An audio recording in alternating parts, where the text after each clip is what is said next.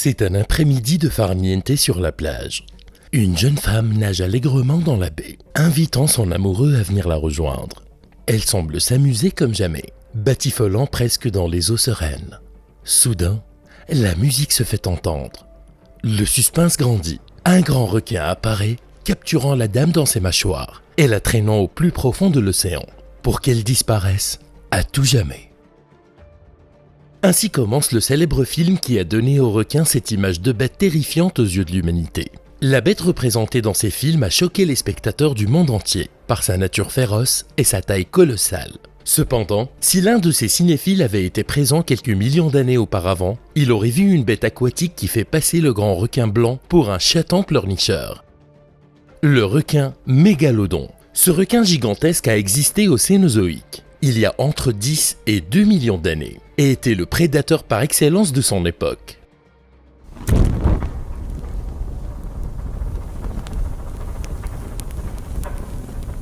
Le requin mégalodon était une créature vraiment énorme.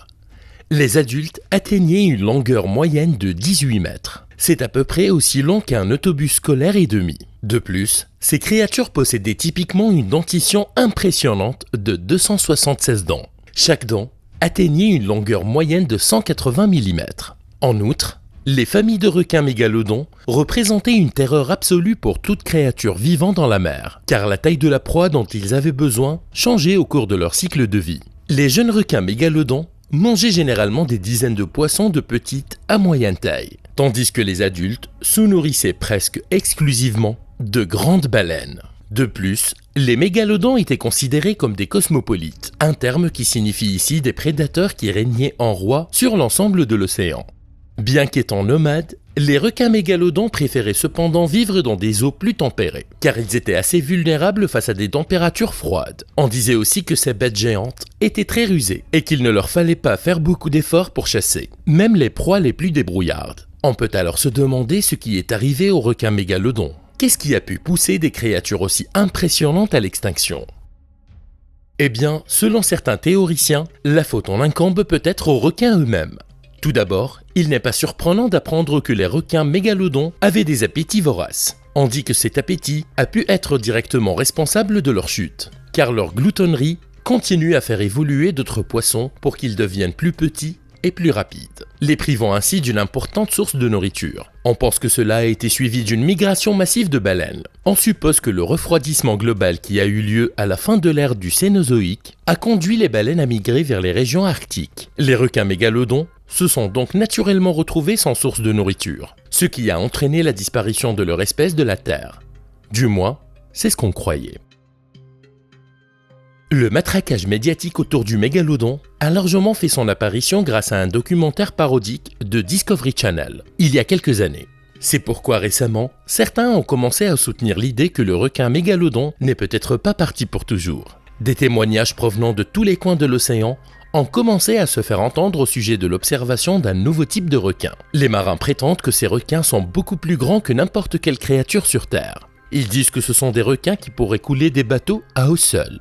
Ces témoignages ont conduit certains à soutenir une nouvelle théorie concernant le requin mégalodon. Ces gens disent que ces bêtes redoutables ne sont peut-être pas mortes, mais qu'elles ont plutôt évolué pour vivre dans les profondeurs les plus sombres de l'océan. On dit que le requin mégalodon vit au fond de l'océan depuis des millénaires et qu'il ne fait surface que maintenant pour une raison inconnue. Toutefois, cette théorie pose certains problèmes. D'après les informations dont nous disposons actuellement, le déclin du requin mégalodon a été un événement relativement rapide. Mais cela signifie aussi qu'il aurait été extrêmement difficile pour les autres espèces d'évoluer de manière significative. De plus, il y a le problème de la température.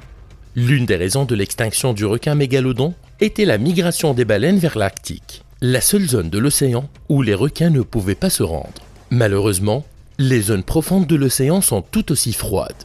Cela suggère qu'il serait impossible pour le requin mégalodon de survivre aussi profondément dans l'océan. Cela ne signifie pas pour autant que ces informations ne doivent pas être prises en compte.